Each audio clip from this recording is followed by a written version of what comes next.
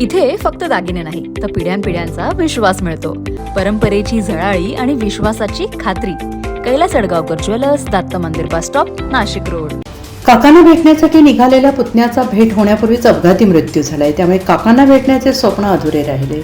वडाळा नाका परिसरात घडलेल्या अपघातात पुतण्याचा अपघाती दुर्दैवी अंत झालाय. सुरेश लक्ष्मण भोये, वय 36, राहणार अनगाव, ठाणे असे मयत पुतण्याचे नाव आहे.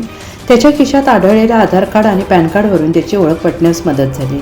मयत सुरेश भोये पिंपळगाव येथील एका गावात राहत असलेले काका त्यांना भेटण्यासाठी ठाणे येथील अनगाव येथून सोमवार दिनांक 4 सकाळी दुचाकी क्रमांक MH04 ML 4887 घेऊन निघाला होता. सायंकाळी 5 वाजण्याच्या सुमारास मुंबई नाक्याहून द्वारकेच्या दिशेने जात असताना वडाळा नाका परिसरातील हॉटेल कोर्टयार्ड प्रवेशद्वाराबाहेर द्वारकाकडून मुंबई नाकाकडे जाणारी पिकअप क्रमांक MH15 FV 9290 यांची समोरासमोर जोरदार धडक झाली. ही धडक एवढी जोरदार होती की पिकअप वाहनाचे अक्षरशः पुढचे चाक फुटले होते. अपघातात सुरेश भोये जागीच गर्तप्राण झाला आणि या घटनेची माहिती मिळताच मुंबई नाका पोलीस घटनास्थळी दाखल झाले.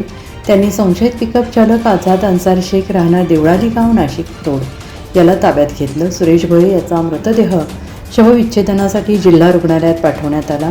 घटनास्थळी बघ्यांनी मोठ्या प्रमाणावर गर्दी केल्याने काही वेळ वाहतूक कोंडी झाली होती. मुंबई नाका पोलीस ठाण्यात उशिरापर्यंत गुन्हा दाखल करण्याचे काम सुरू होते. तसेच पिकअप चालकाची वैद्यकीय तपासणी करत पोलीस अधिक चौकशी करत आहेत. तर दुसरीकडे मयत सुरेश यांच्या कुटुंबियांना मुंबई नाका पोलिसांकडून माहिती देताच रात्री उशिरा ते शहरात दाखल झाले. NCN न्यूजसाठी रोहन दानी, नाशिक.